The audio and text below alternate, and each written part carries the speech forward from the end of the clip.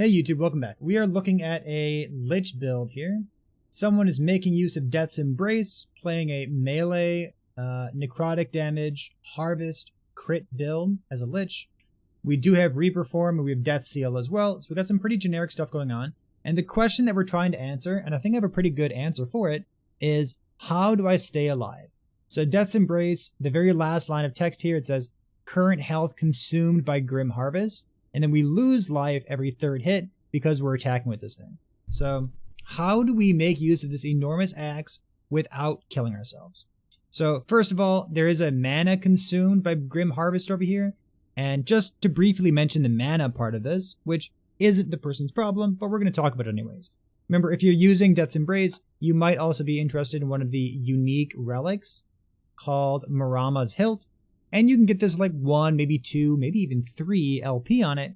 And this gives you mana gained when you use Harvest. You could also get mana gained when you use Harvest on your chest piece, I believe it exists. So make sure about that real quick. Harvest. Mana gained when you use Harvest, yeah. So even just like a sealed tier 1 affix could be something that helps you figure out the mana part of this problem. But let's talk about the defenses, right? So we have 1800 life. And the first thing that I notice when I'm mousing through all of this gear here is that we don't really have much life on our affixes. So we have Poison Lightning Res here, Void Elemental Res here. We have normal health and percent health. So like the belt's pretty good, but it could be better. And then we have, let's see, we have some health and some rings. We have Necrotic and Void on our gloves, which is notable because remember, it's not hybrid and it should be hybrid. And then on our boots, we have normal health instead of hybrid. So remember, if you can get hybrid life on a piece of gear, you should probably consider getting hybrid life on a piece of gear. Because hybrid life is just very, very strong. It gives both percent and flat. In terms of percent life, if you can get percent life, you probably also want that. And what that means is very often, at least on my characters, I end up not building flat life. Because the places where you could get flat life, I end up getting like resistances or endurance or crit avoidance, things along those lines. So flat life for me as a solo stat, most of the time, if I have it anywhere in my own build, it's going to be on my body armor because the number rolls so high. Let's take a look at the health value here. Let's go heal like this. So normal health goes up to 112 on our chest piece. And then if we were going to try to get health on a ring instead, you see it only goes up to 75. So if we're going to use an affix for flat life, we'd like to put it in a place where it rolls as big as possible. So that said, I'm going to assume that we have no suffixes here. Let's take all of these resistances out. Remember, on your chest piece, you basically never want resistances on your chest piece because it's not a very good place to get resistances. There might be an instance where you want resistance on your chest piece if you're playing like a ward build that has 20,000 ward, but that's going to be the exception and not the rule. I'm going to take out all of the suffixes for this gear, and I'm going to assume that our prefixes are, let's click the X here. I'm going to assume that the prefixes are good and the prefixes make sense, but I'm going to take off everything else. And let's see what our life value looks like. So we have no suffix, we've got 2 more suffixes here, and I'm going to leave on that armor shred because I was chatting with this person saying that armor shred is very, very good. So instead of being 1800 life, we've gone down to 1500 life, right? So we'd like to get hybrid life in the places that you can get hybrid life and percent life in the places that we can get percent life. So first things first, let's go into our build and do that. Go Control F. Let's get our tier 5% life. On our chest piece, we're going to get tier 5% life as well. And then on our gloves, because they can roll hybrid life, they should roll hybrid life. Let's go ahead and put that information in there as well. Let's go like this, get some hybrid life. And I saw that we didn't have movement speed. So I'm going to, I'm going to real quick, let's take off this intelligence and let's get some speed in there as well. I like being nice and zoomy when I'm playing these characters. So we have, let's turn this belt. Let's take off this life and let's put in hybrid life like that. Then we have hybrid life and percent life. All of a sudden we have a belt that looks like 99% of the belts that I always use. So that's looking pretty good. So just by making those changes, by prioritizing having percent life in the places that can roll percent life and hybrid life in the places that can roll hybrid life, instead of 1800 life, and then when we took everything off, we were at 1500 life. Now we're at 2300 life. So we have a ton more life than we used to have in the past. We also have all of these open suffixes that used to be a bunch of like resistances. And if we get 1 or 2 good rolls, maybe we can cover everything that we need. So let's look at this real quick. We have block effect from the Age of Winter. Let's see. Should we fill these in? I feel like filling these in is cheating. Let's go with it. So block effect, we don't need that one. Let's go necrotic damage. It's from Reign of Dragons. Not spectacular. I'm going to take this off for the time being. Reign of Dragons necrotic damage. I feel like there's better things that we can get there. I've got 2 in mind. Remember, Reign of Dragons can roll crit avoidance, which is very high value. And also it can roll plus to all resistances, which goes up to 20, which is very, very nice in terms of capping your resistances here. We have, let's see, ring shards. This doesn't matter. We have mana. So this mana could be lightning resistance, for example. We have critical strike chance, which is only 30 to 50. And remember, this is like this is the tier 1 modifier. So I'm going to take this out, and that'll remind us that we could get crit multi from the Black Sun, or we could also get void resistance up to 75, right? So that's very useful.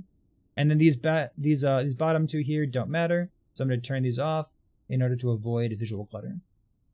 Okay, so we talked about the blessings, like where you can get some stuff from the Age of Winter. Like we could get Fizz Res here. Once you're like a high level character, you can fill these out as much as you want. But when I'm planning out my characters, I don't want to rely on level 100 blessings to get my characters where they need to be. Because oftentimes I'm playing in weekend races, which only last for 3 days anyways. So we have a necrotic res ring, and I see that our necrotic res is already nice and high, so that's fine, it's okay. We have a critical strike chance ring. I assume that we don't need this. I'd rather get like LP on a Death's Embrace, but that is going to be a very rare drop, and that says on the very bottom right, it says very rare there. So maybe we need some extra critical strike chance here.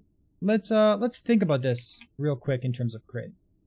Do we have any critical strike chance? We have 9 base crits. We have 14 crit on this thing. Holy crap. All right, so maybe we have enough crit. I'm not going to worry too much about it, but for a ring implicit, just to have 50% increased critical strike chance, so I guess that does give us 7 crit. It's kind of a lot. I'm going to assume that we don't need this. Maybe we can get critical strike chance on, like, maybe as a implicit, or sorry, maybe a prefix somewhere. Maybe not like the ring itself. Because we could use this instead for like a coral ring if we want to be nice and tanky. We can get like a bunch of fire resistance if we needed that. Or really, I'm going to give us a gold ring here, because that'll give us a little bit of resistance so that we can fill out our fire and lightning. So we have plenty of cold already. Let's see. We have armor here. That's looking fine. Adaptive spell damage doesn't help us. We have cold res here. Alright, so that's, I guess, a brief conversation about resistances. But the question that this person posed to me was like, how do I stay alive? We talked a little bit about resistances. We talked about life. But I want to come over to this tab here. And it's very important, right? So crit avoidance doesn't matter as much to us because Death's Embrace has that less bonus damage taken from critical strikes. So this person has opted to avoid building crit avoidance, which I think is fine. I think it's like no big deal. Now, we do need endurance. If we are playing a character that uses both Reperform and Death Seal, we are going to set ourselves to about 33% of our life using this node all the way over here, Deathlock. So this gives us damage reduction from Death Seal itself. It gives us percent damage, more damage. It gives us a proc dealing damage around us, the Mortal Pulse. It gives us haste as well. It gives us armor and stun mitigation. It gives us an awful lot of stuff. And it even helps us take advantage of nodes like this, which is increased damage at low life. So it does a lot for us. But when it sets us at low life, we're so close to our endurance threshold that we might as well just jack up our endurance as much as possible so that when our health does go down, it has a real hard time actually putting us in danger. So what we're going to do is take this endurance and hopefully build more of it. Instead of using these crit gloves here, they're not particularly high value. I would rather use something like either engraved gauntlets for 15% endurance or void res gloves here. So one of these two I think would be a great choice for you. I'm going to give you percent endurance gloves here. And actually, I'm going to come over here to your chest piece, which has 45 cold res on it. and maybe I'll give you some endurance instead. All of a sudden, we're all the way up to 43% endurance. And normally, you could use the Spirits of Fire to get some extra endurance, but if you're playing a necrotic damage build, maybe you want to get necrotic shred here. So I think this is a pretty okay choice. We cleaned up all of your suffixes previously, so now we can get some extra endurance. Let's go in endurance right there. Pop. And all of a sudden we're at 56, maybe 65 at max roll here, and that's going to make us super tanky. Remember, our endurance kicks in whenever the damage would take us below our endurance, and we're always at endurance, basically, because of how Death Seal works. So this is pretty much going from 20% damage reduction to 60% damage reduction, if you think about it like that, this endurance that we just built here. So that's a great layer of defense that we just added in. We could build a tiny bit of endurance threshold. It's okay if you get like one big, like exalted endurance threshold somewhere, or maybe like from Age of Winter, you can get endurance threshold there. But generally speaking, endurance threshold is not worthwhile because, first of all, you already have a bunch of percent life in your build. And whenever you build life, life also gives you endurance threshold. It's a dynamic value. It's set to 20% of your maximum life. So anytime you build life, your endurance threshold automatically goes up. Cool. That was a lot of talking. We have, let's see, maybe like 1, 2, 3, 4, 5, 6. We have like 6 resistances that need help. And we have, let's see, let's get our hybrid life back in here because I disabled that by accident. So hybrid life, 2300. So we have 1, 2, 3, 4, 5, 6, 7, 8, 9. We have 9 suffixes with which to deal with all of this resistance here. So ideally, you would have like some nice tier 5 or maybe even a tier 6 roll that would help you deal with all of this. If we're worried about using the right base types, we could also come over to this necrotic damage, and like 61% increased necrotic damage, it's fine, it helps you, but you could also use something like a putrid soul in order to give you some extra poison res and help you bridge the gap as you get all of your resistances covered. Remember, we also talked about Reign of Dragons. Instead of having like 100% increased necrotic damage, which you can get on your gear, and quite frankly, if you're playing a Death Seal Reperformed Lich, you're going to have enough damage. Damage is not the failure point of your build. The way in which your build fails is by not having enough defense. So let's worry more about our defense and worry less about our deeps. So let's put this all resistance in here. Remember, Reign of Dragons is a great place to get either all resistance or crit avoid. They're both great choices. If you're playing a poison build, maybe one chance to poison, but other than that, these are like the things that you use Reign of Dragons for. Okay, so we started out at 1800 life, and now we have 2300. So we have almost 50% more life. We had 20% endurance, and now we have almost capped endurance. Our resistances are low, but you can fix that in the meantime. Let's look at our skills. Let's see, does anything jump out? It looks normal enough. Got some good looking stuff going on. Normal enough? Normal enough. Let's pop open our mastery and make sure that there's nothing strange going on here. We have, let's see, some life, some armor, nothing over here, necromancer. Sounds about right. Then, let's see. We have some vitality, reduce health regeneration. Current health drained per point. I tend not to like these points because I suspect that there's better points that we could be using here. I'm going to take out... There we go.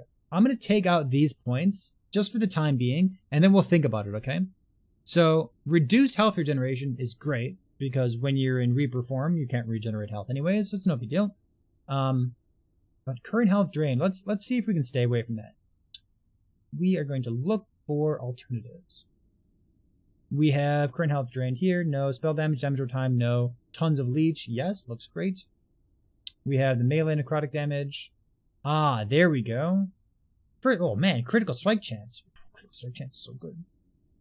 Spell damage, no. Alright, I'm going to recommend to you that we take some points into this here. This is Elixir of Death, and it looks spooky, but it's very, very strong. So it says whenever you use a potion, you gain defense. So like you're going to lose a percentage of your current health per second, but your current health is very low, and you have an insane amount of leech because you're playing like a crit, melee, Death Seal, Reperform build, right? So this is going to give you tons of physical mitigation, And also tons of necrotic mitigation, because there's a lot of necrotic projectiles swooping around, especially if you're doing stuff like an arena push. So maybe 10% health drain per second is spooky for you. Honestly, when I'm doing this, I end up putting 5 points in here, but the right thing to do, the prudent thing to do, would be to put all 10 points into Elixir of Death. It is a lot of bonus defense for your character. So swapping those points over, I like it. And then let's see, do we have anything else? Maybe some armor. Honestly, 20 armor per point seems pretty okay to me. And then if you need some extra resistances, remember you can always put 1 point in mania of mortality, and then 5 points into unnatural preservation. And this gives you some extra necrotic and poison resistance if you need that for your gearing. All right. I think that's a good conversation. Kind of talked about like what we need for gearing, our suffixes, getting health, getting resistances, where we can get these things. As you get perfect blessings, you can start taking resistances off your gear and instead putting on those flat life values, and then you can push your life even higher than this. But as a baseline, if I were playing this character, I would want percent life in the places that can roll percent life, and I would want hybrid life in the places that can roll hybrid life. If you do that, you're going to have naturally just a much higher life total. You're going to have room for endurance as well, so that you can always stay at your endurance cap when you're playing a Death Seal character, and I guess build your character from there. Hopefully that makes sense. If you got more questions, you can always stop by Twitch, but yeah, we're good.